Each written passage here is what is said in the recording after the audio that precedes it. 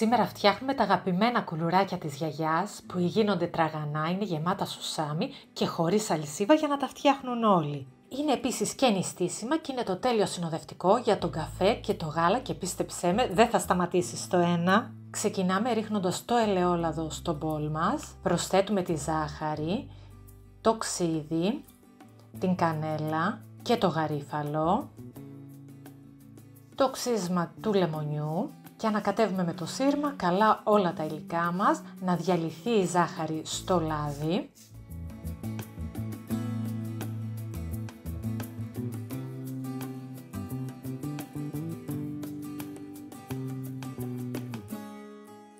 Στο χυμό του πορτοκαλιού διαλύουμε τη σόδα πάνω από το μπολ γιατί θα φρίσει και προσθέτουμε το μείγμα στα υπόλοιπα υλικά μας.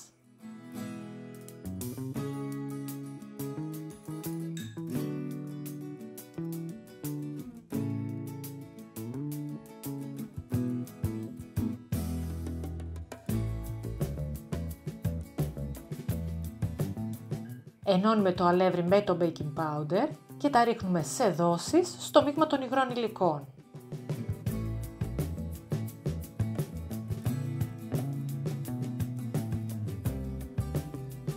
Ξεκινάμε ανακατεύοντας με το σύρμα.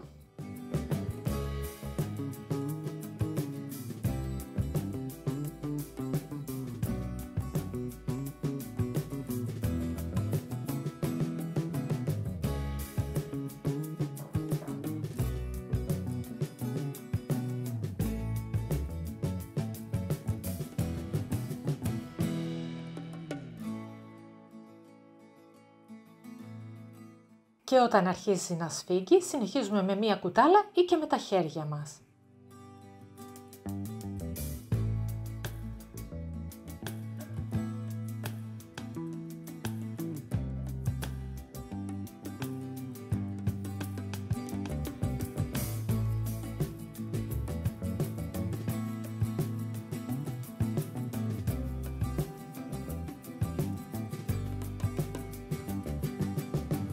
Πλάθουμε λίγο τη ζύμη, τη βάζουμε στο μπολ μας, τη σκεπάζουμε πολύ καλά και τη βάζουμε στο ψυγείο να ξεκουραστεί για μισή ώρα.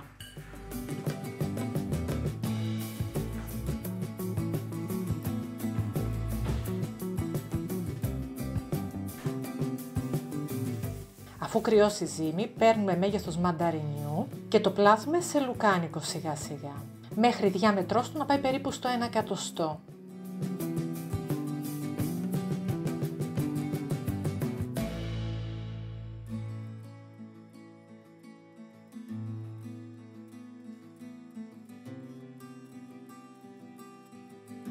Με ένα κοφτερό μαχαίρι κόβουμε ανά 10 εκατοστά περίπου, τα πλάθουμε ένα-ένα σε μικρότερα μπαστούνάκια.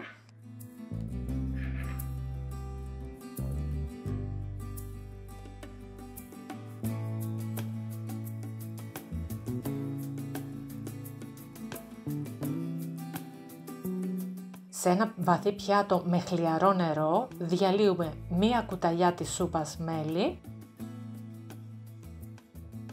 Βουτάμε τα μπαστούνάκια ένα-ένα, πρώτα στο μείγμα του νερού με το μέλι, έπειτα στο πιάτο με το σουσάμι να καλυφθούν και τα βάζουμε σε αντικολλητικό χαρτί στο ταψί μας. Συνεχίζουμε την ίδια διαδικασία με όλα τα μπαστούνάκια μας.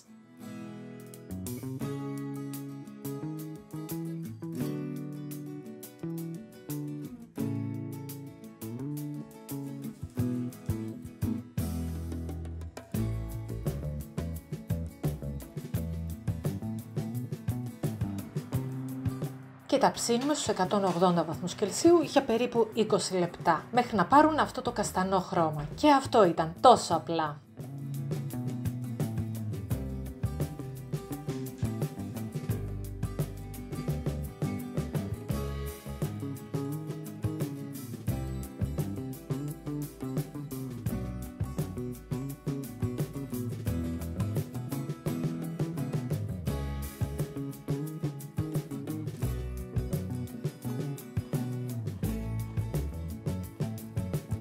Αυτά τα κουλουράκια είναι τόσο τραγανά, τόσο γλυκά, τόσο νόστιμα που είναι σαν τα πατατάκια. Δεν μπορείς να φας μόνο ένα.